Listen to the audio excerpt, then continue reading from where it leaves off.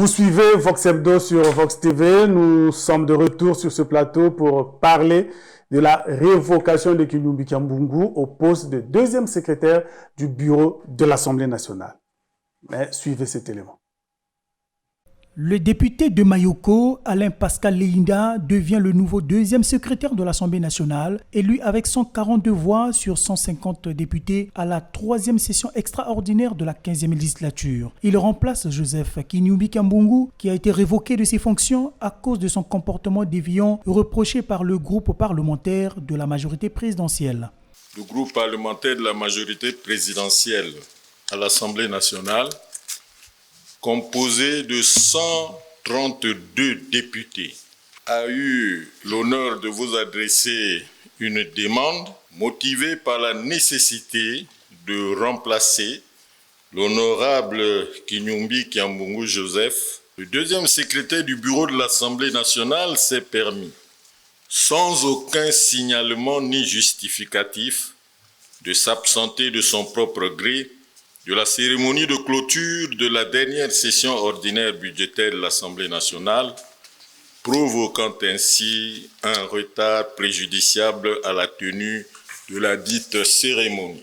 Les autres groupes parlementaires de l'opposition, UPADS et UDH-UKI, ont à cette plénière accepté cette révocation de Kinoumbé Kiambungu qui n'a pas contesté les reproches préindiqués.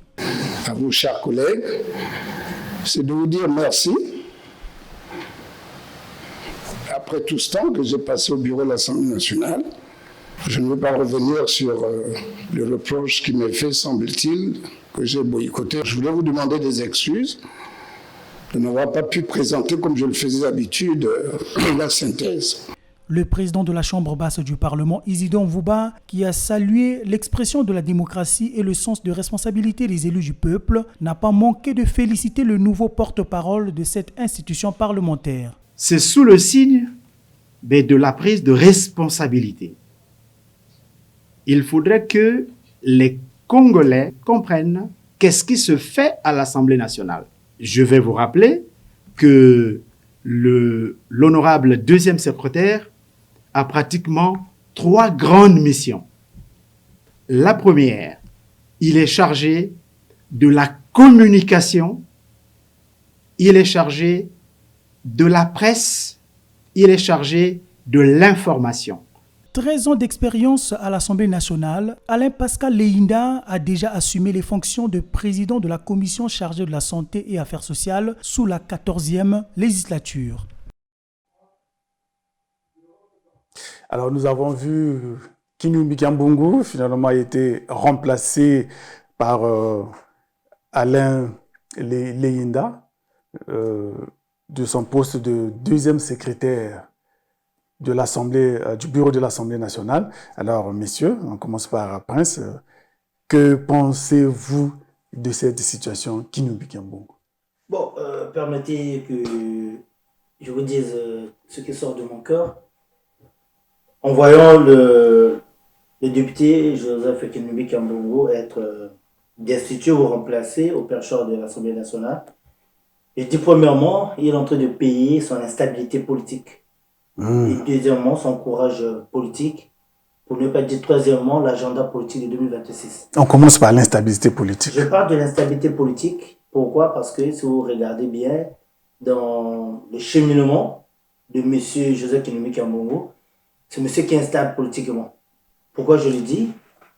Je ne vais pas vous apprendre au moins quelques notions politiques de son parcours politique. Donc c'est quelqu'un qui peut vite changer. Vu quelque chose, il était à l'UPADS, si on lui pose réellement qu'est-ce qui lui a poussé. Est-ce qu'on se dit, est-ce qu'il est là par conviction ou par vision ou par opportunisme. Par opportunisme. Il a changé, il quitte là-bas, il vient. Si aujourd'hui il était au perchoir de l'Assemblée nationale, c'est pas parce qu'il était le plus méritant, c'est parce que le PCT l'a soutenu. Je dis bien le PCT. Il est de l'opposition, mais il est soutenu par le PCT. Le poste revient, selon le règlement de l'Assemblée nationale, revenait à l'opposition. Oui. Mais lui, il est minoritaire. Il n'est ni dans l'UPADS, dans le MCDD. Ni dans Yuki. Ni dans Yuki. Plus le MCDD est de l'autre côté de la majorité. Ni dans Yuki. Il est seul, mais il est soutenu par le PCT. Et quand je parle de l'instabilité politique, il va cracher. On peut bel et bien dire c'est parce qu'il a boycotté la session ordinaire. Mais oui, nous sommes d'abord sur le premier point. Je maintenant, parle de l'instabilité. Oui, l'instabilité. Voilà, quand je dis il a craché dans la même assiette qu'il avait l'habitude de manger, le PCT. Quand il se permet de tenir des propos peut-être déformés à l'endroit même du président du comité central du PCT. Je parle en tant que... et c'est ce qui a poussé même les 132 députés de la majorité présidentielle de demander son... On peut bel et bien le dire, c'est parce qu'il a... Lui-même, quand il a pris la parole, il a dit, semble-t-il. Donc, il n'est pas convaincu de ce qu'on lui reproche. Voilà pourquoi je parle de son instabilité politique. Mais officiellement, on a présenté le motif. Oui. Mais on a vu des sessions du bureau politique du comité central qui tiraient à boulot sur le même monsieur. Après, les mêmes réseaux sociaux. C'est là aussi on a beaucoup de mal avec les mêmes réseaux sociaux avaient tout déjà prévu. Kinumbi sera destitué le 7 avril, sera remplacé par l'État. Donc c'était plein secret. On l'a tous vu dans les réseaux sociaux. Donc quand on a vu cela se concrétiser, on se dit où en sommes-nous avec ces réseaux sociaux et même ceux qui sont dans ces administrations. Oui, il est dans le courage. Je parle maintenant dans le courage politique. Oui, il a un courage politique parce qu'il s'est dénoncé. Il a voulu être le secrétaire, le premier secrétaire de l'UPADES, ça n'a pas marché. Il a dénoncé. Il a claqué la porte, il est parti, il a créé son propre parti, la chaîne. Il fait son bon nombre de chemin, il est candidat à l'élection présidentielle, il continue, il est député, il est même soutenu par le PCT, comme je l'ai dit, à être au perchoir de l'Assemblée nationale. C'était éloquent parfois de le voir venir faire le compte rendu des sessions. Et là, dans son courage politique, je retiens deux choses. Kinumbi Kiambongo n'a pas dit quelque chose peut-être de mal ou on l'a attaqué. Il a juste utilisé un terme. Je dirais, au lieu de dire que vous êtes impoli, Kinumbi Kiambongo a dit vous êtes mal poli. Tout ce qu'il a décrit et qu'on est venu rapporter sur lui, ce qu'on peut trouver aberrant, c'est là où il parle du président de la République comme étant un touriste politique. Mais sinon, parler de la crise, parler de manque d'eau. Mais la vraie réponse, quand Kinumbi Kiambongo dit qu'il n'y a pas d'eau, mais le parti au pouvoir devait lui faire le contraire pour dire que non, on te présente les avancées en eau potable, en eau minérale. Il n'y a pas d'électricité, il n'y a pas de coupure intempestive. On lui présente un autre projet. Voilà pourquoi je parle de son courage politique. Il est courageux de dénoncer parfois certaines choses. Et quand je prends le troisième aspect, quand je parle de l'agenda politique 2026, oui, mais attends. Regardez, dans le Grand Niari, où ils ont toujours cette guerre, les Pascal, les Tatima Biala, tout ce monde-là. Ils se disputent le leadership. Mais Kinumbi Kiambongo peut déjà préparer. Mais d'abord, il faut d'abord reculer pour bien préparer l'avenir. Qui ne vous dit pas qu'il est en train de préparer? Il a fait sciemment. Donc, croyez-vous que quelqu'un qui était 9 ans à l'Assemblée, c'est lui qui lisait le compte rendu et le jour, il ne va pas lire. Et il sait ce qu'il fait. Voilà pourquoi je parle de l'agenda politique. C'est un homme serein, comme vous le regardez. Il sait ce qu'il est en train. D'abord, il est au service du PCT depuis qu'il est à l'Assemblée nationale.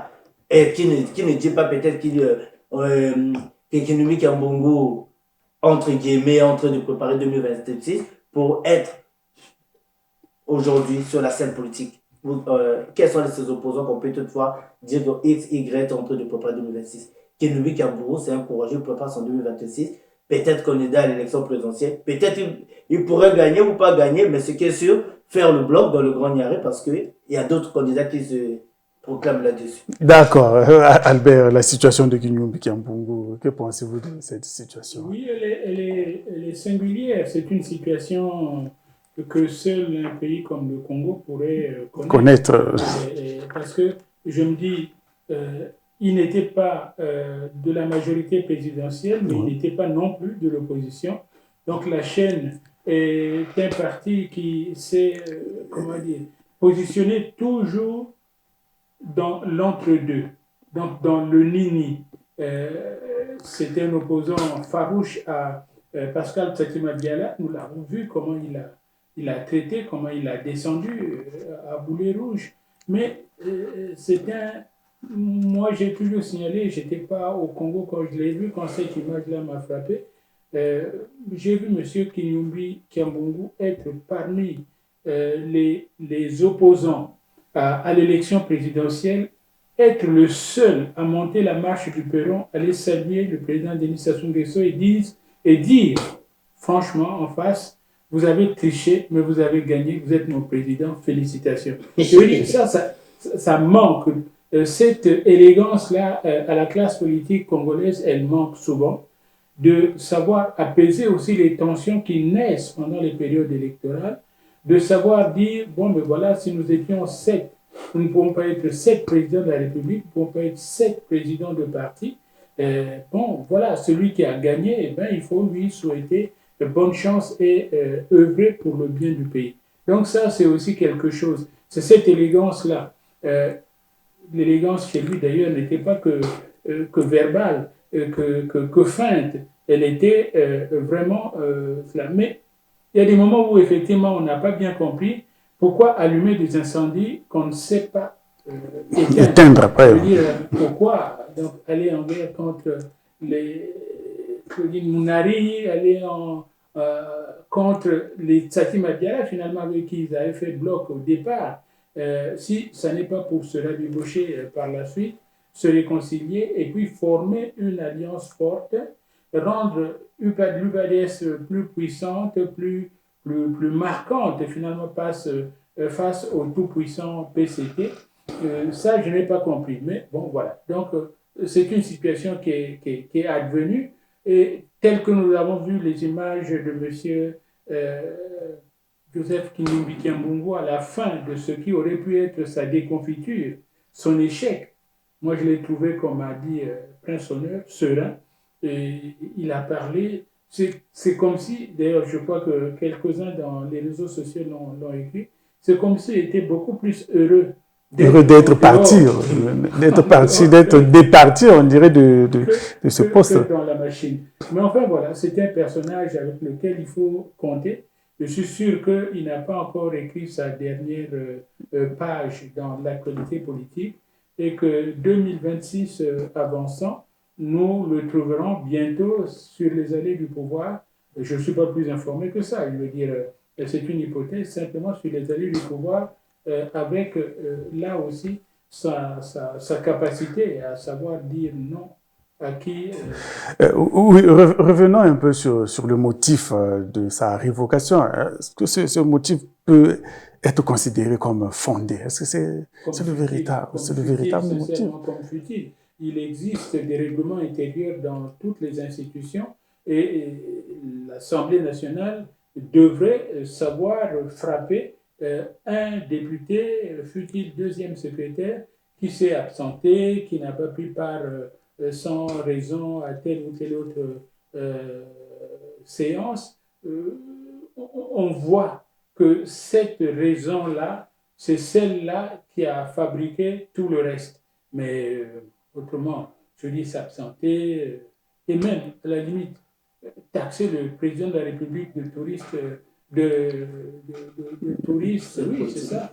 Finalement, je ne vois pas en quoi cela est dans un pays où nous avons la liberté d'expression, où nous avons... Oui, ça c'est peut-être ce que les internautes donnent. Hein. Mais normalement, le motif c'est de ne pas avoir pris part à la clôture de la session de l'Assemblée nationale. Oui, c'était ce motif. Je pense que ce motif-là, donc justement, il est tellement maladroit qu'il apparaît, il apparaît ainsi aux yeux de tous. Donc, je veux dire, M. Kinyumbi avait peut-être le paludisme ce jour-là, il avait la grippe, alors il n'est pas venu au micro, mais ce n'est pas ça qui, pour une institution importante, et donc, dans un pays comme le Congo, qui est d'une certaine maturité politique, devrait constituer la cause. Mais enfin, ce qui est fait... Donc les raisons sont autres. Les raisons sont autres. Aujourd'hui, on peut supputer que, bon, il y avait telle ou telle autre chose. C'est trop tard. M. Kinyumbi est hors du bureau de l'Assemblée. Enfin, en tout cas, pas au poste de deuxième secrétaire. Oui. Et donc, nous verrons la suite. Le Congo sait nous préparer de belles suites pour ce genre de scénario. Oui, presque le motif. Vous savez, bon, c'est ça aussi la vitalité de la démocratie. La démocratie, j'ai toujours dit et répété, La qualité d'un homme politique, c'est la démagogie. C'est d'être démagogue. On peut toutefois rappeler cela Kinumbi n'a pas pris part à la clôture. Mais si le deuxième n'a pas pris part, mais le premier est là pour remplacer. Est-ce cela, comme motif, est-ce que vous trouvez ça normal? Il n'a pas pris part, il n'a pas lu. On dit délibérément. Okay. Déjà dans ses propos, il avait dit que j'avais participé à la préparation. Il avait préparé la. Il a préparé tout. Peut-être qu'il a eu un empêchement de dernière minute. Mais il y a le premier secrétaire qui, mais là, pour le destituer, c'est pas lui-même qui a lu l'ordre du jour de sa destitution. C'est le premier qui a lu. Oui, c'est ce qui est fait, c'est ça, c'est la démocratie. L'avantage d'avoir cette majorité à l'hémicycle. Le groupe parlementaire PCT allié, ils ont la majorité. 132 députés. 132 qui ont écrit au président et la lettre passe comme un courrier à la poste. Mais dans cette histoire, moi, celui que je trouve encore plus... qui ne joue pas son rôle comme tel, c'est l'UPADES. J'ai parlé de Kinumbi Gambourou. Je vous parlerai de l'UPADES. Pourquoi de l'UPADES? Si vous regardez bien au début de cette mandature, c'est un poste disputé et que l'UPADES avait déjà proposé un député de l'opposition. De l'opposition. Le DL a dit Kinumbi Gambourou, pour ne pas utiliser d'autres, il n'est ni à l'opposition, ni au pouvoir, ni au centre, ni à gauche, ni à droite. Quand même. Il a l'appui de la majorité qu'il a destitué aujourd'hui. C'est le poste que vous revenez. Vous avez le droit de mettre quelqu'un. C'est le poste de l'opposition. Bien que tout devait se passer en vote. Mais on vous le refuse. On vous refuse ce poste. Chemin faisant, on dit bon, on ne veut plus de la personne, on retourne vers vous. Donc la nourriture qu'on a vomi, vous repartez encore prendre. L'UPADES. Et vous êtes fiers de proposer encore quelqu'un. Même si c'est dans l'élégance politique. Mais pourquoi Mais dans cette même élégance politique, si réellement c'est de l'opposition, on peut se dire non. C'est un poste qui nous revenait, on l'avait déjà proposé. Vous avez refusé. Continuez avec le monsieur. On verra si cette vitalité, on peut voir comment cela vit. Mais vous voyez, donc c'est comme si même l'UPADES il est en train d'accompagner. Accompagner pour accompagner. Mais est-ce que ce n'est pas aussi une occasion pour l'UPADES de rentrer dans ses droits?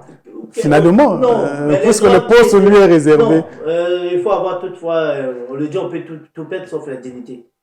Un poste qui je vous dis bien, c'est un poste qui revient à l'opposition. Oui, il revient à l'opposition, c'est le règlement qui est à l'opposition. Et au début, je l'ai dit, au début de cette mandature, vous l'avez refusé. Vous pouvez toutefois dire non. Oui, c'est possible. Ça peut être un rattrapage. On peut le dire. Mais nous parlons de l'UPADES et nous en parlons comme si c'était un parti politique.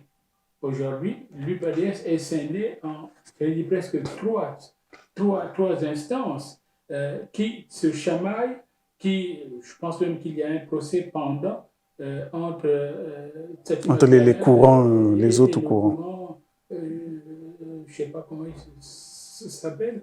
Donc voilà, il y a donc des chamailleries aussi au sein de l'UPADES. Et puis, nous disons, c'est un poste qui revient à l'opposition, mais il y a eu aussi toutes les magouilles qui ont conduit à la désignation de l'UPADES elle-même, parce que c'était aussi se battre entre l'UDH, Yuki et etc. Ils avaient les mêmes nombres de voix. Même nombre de députés. Ouais. Et donc, tout cela sent la magouille. Et le Congolais le sait. Le Congolais le sait, il voit, c'est pourquoi celui qui vient tonner le plus fort devant le micro n'est pas forcément celui qui a la légitimité pour dire les choses telles qu'elles devraient être. Donc, aujourd'hui, moi je dis, M. Joseph Kinumbi Kiambungu exit, est mis à l'écart. Bon, il ne nous restera pas longtemps à attendre avant d'entendre que la chaîne ou s'est alliée à quelqu'un d'autre ou s'est transformée ou a encore avancé M. Kinumbi Kiambungu à tel ou tel autre poste. Donc je dis, c'est plutôt très intéressant pour la vitalité de notre jeu politique. Et dans tout ça, le grand gagnant, c'est le PCT et ses alliés. En tout et pour tout, le grand gagnant, c'est le PCT. C'est ça, c'est l'avantage d'avoir une majorité écrasante. Vous voyez aujourd'hui en France, Emmanuel Macron n'arrive pas à gouverner parce qu'il n'a ni majorité relative ni majorité absolue. Mais ici, le PCT est accepté partout à travers 242 000 km². Il a une majorité écrasante à l'Assemblée nationale. Donc, lorsque tu ne fais pas sa volonté, il est capable de te destituer. Donc, il défait les rois. Il défait. Vous avez vu, il a pu même enlever 2 immunités parlementaires de ses propres députés. Donc, c'est pour autant dire que c'est le parti qui est au centre, qui gère la vie nationale. Déjà, en parlant de Kinumbi Kiambungu, vous avez vu quand il est sorti de sa conférence de presse avec des propos, entre guillemets, pas discourtois. C'est le PCT qui est monté au créneau pour dénoncer. Mais ce qui est sûr et aberrant, au-delà du PCT qui a dénoncé ces propos, je n'ai pas vu d'autres partis politiques. Voilà, et c'est cela, mais ils sont dans leur rôle, ne sont-ils pas dans leur rôle? Non, ils sont dans leur rôle politique, ce sont eux qui sont gagnants de ce jeu politique parce qu'ils savent mener la cadence.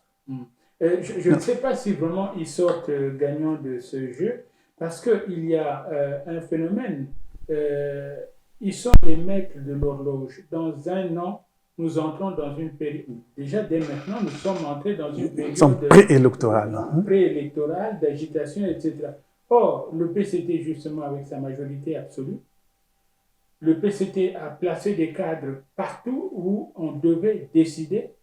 Le PCT a géré à sa manière, sans opposition, sans gêne d'aucune formation politique quelconque.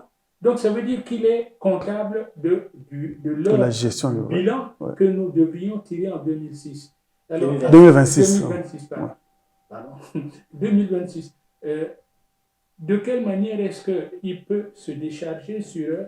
Voilà, nous avons voulu faire ceci, mais c'est ceci qui s'est substitué par la faute de X, etc. Nous avons connu des périodes de tension, y compris armées dans ce pays. Et donc, on a pu dire, bon, voilà, les Uberlus comme les Ntoumi ont joué les troubles fêtes là où, bon, un brin de route devait être bitumé, mais il est venu, il a lancé des grenades sur un pont, etc. Et ça a retardé les choses.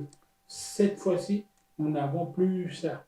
Et donc, le PCT n'a plus à chercher de prétexte. Et quelque part aussi, je me dis d'ailleurs, tout le monde dit, voilà, Kinumbi Kiambungu a été insultant par rapport au président de la République en parlant de touriste international. Touriste infatigable. Peut-être. La force avec laquelle le PCT a fait bloc autour d'une supposée insulte montre qu'ils ont été eux-mêmes attaqués aussi au point le plus sensible. Donc ça devient comme une guerre d'ego. On dit, voilà, vous attaquez le nôtre, nous attaquons. Parce qu'on a dit touriste infatigable, ça c'est Kinumbi, et puis Iloki. Le porte-parole du PCT. Et le ministre Mongala, on dit, voilà, candidat infatigable, parce que, bon, il a un certain nombre ce qui est sûr et certain, oui, le règlement intérieur de l'Assemblée nationale a été respecté. On serait heureux de revoir Kinumbi Kiambungu, pas au perchoir, mais assis, en train de faire ces mêmes débats, comme on l'a vu dans le passé.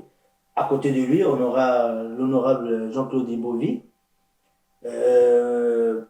Actuellement, parmi ceux qui sont verbeux, je dirais à Tati Mabiala, est-ce qu'ils seront dans le même camp pour faire face au moins, ils seront dans le camp des députés. Ce qui est sûr, on aimerait voir Joseph Kinumbi Kiambungu avec son éloquence. Il sait parler de l'autre côté pour s'attaquer je dirais il est aussi comptable de cette gestion. Parce qu'il est comptable. C'est le bureau dont il a fait partie durant 9 ans, si je ne me trompe pas. Il est comptable. On a fait que changer les cadres. Isidore Mvoba a remplacé Kumba. Mais c'est toujours le PCT qui était là et Kinumbi aussi. Le Kinumbi était là. C'est depuis 2009 qu'il était. Il est comptable dans la gestion et dans la prise en compte des lois et de tout ce qui est des textes de l'arsenal juridique adopté au niveau de... C'est pourquoi il sera intéressant effectivement de suivre cette classe politique s'agiter autour des bilans dont ils voudront certainement se défausser sur les autres en disant c'est eux, pas moi. ce qui est déjà un signe de malhonnêteté intellectuelle, mais... Oui, Kinyumi Kiambungu, même si officiellement on ne le dit pas, ses ennuis viendraient de sa conférence de presse, mais est-ce que là, ne peut-on pas dire que maintenant, il est désormais libre de ses propres, de dire ce qu'il voit, ce qu'il sent, ne peut-on pas dire maintenant qu'il a recouvré sa liberté d'opinion? Et puis, on peut le dire, on peut le supposer même. Ce qu'il y a aussi, c'est que la nature a horreur du vide, nous avons une majorité écrasante, nous avons une opposition muette, inexistante. Minorité et donc, le propos, le verbe haut d'un Joseph Kinyumi Kiambungu peut contribuer à combler le vide qu'il y a donc dans les travées de l'opposition, sinon comme force de contre-opposition, du moins comme force de palabre, hein, parce que comme nous l'avons tous noté, ce Kinyumi est ce que les Américains appellent un dictateur. Oui, Prince, parce que déjà au bureau, on n'a pas pu le retenir. Est-ce que là, libre... Au bureau, on n'a pas pu le retenir. Quand il est dans sa chaîne, d'abord c'est la chaîne. Ouais, c'est une chaîne. Et il a la possibilité d'enchaîner ses propos. Mais ce que je souhaiterais, en enchaînant ses propos, en enchaînant ses déclarations, qu'il n'y ait pas d'offense au président de la République comme prétexte dans ses propos. Il est libre comme tout citoyen congolais. On a toujours dit qu'il n'y a pas de prisonniers d'opinion. Donc, Joseph Kinyumi Kiambungu, on le connaît. Et là, donc, il se sent dans son assiette, comme un poisson dans l'eau, pour critiquer. Mais je dis, en critiquant, lui-même, il se critique. Et n'oubliez pas une petite chose aussi, c'est que du fait justement de ces positions que nous venons de commenter, il se s'est attendu. C'est que ça n'est plus l'homme qui va se contenter aujourd'hui de dire voilà, je critique les 10 voyages du chef de l'État au cours des 2 dernières années. Ça, c'est du passé, ça. Sa force d'opposition, de proposition, devrait venir des arguments nouveaux à mettre sur la place publique. Et donc, voilà. Qu'est-ce qu'il pourra proposer de nouveau? Dans mon entame, j'avais parlé de l'agenda politique 2026. Il doit nous présenter un autre plan aux Congolais. Quand je parle de nous le bas peuple. Oui, nous les Congolais, nous sommes les observateurs. Nous qui suivons leur débat. Et dans cette guerre, je retiens aussi une citation du président de la République lors des vœux au corps constitué nationaux et aux forces vives. Lorsque les éléphants se battent, le président l'a répété. Lorsque les éléphants se battent, il n'y a que les herbes qui en pâtissent. Je ne prends pas les mots exacts du président de la République, mais ce qui est sûr, donc, et soyons prudents, regardons avec un autre œil, ce sont les éléphants. Le président l'a dit, quelques jours après, c'est la destitution d'Kinyumi Kiambungu, parce qu'il a tenu soit des propos discourtois contre le président de la République, soit parce que, semble-t-il, il a refusé de lire le rapport de la dernière session budgétaire. Donc ce sont les éléphants qui se battent. Nous, de notre côté, comme les herbes, soyons prudents pour ne pas subir et pour ne pas empâtir. Ok, nous retenons les mots de Prince Honneur. Soyons prudents pour ne pas subir toute la fougue de la bataille des éléphants. Nous sommes donc arrivés à la fin de cette émission. Merci d'avoir été avec nous. Merci de rester en compagnie des programmes de Vox TV. Au revoir, chers téléspectateurs. Au revoir, messieurs. Au revoir. À dimanche prochain.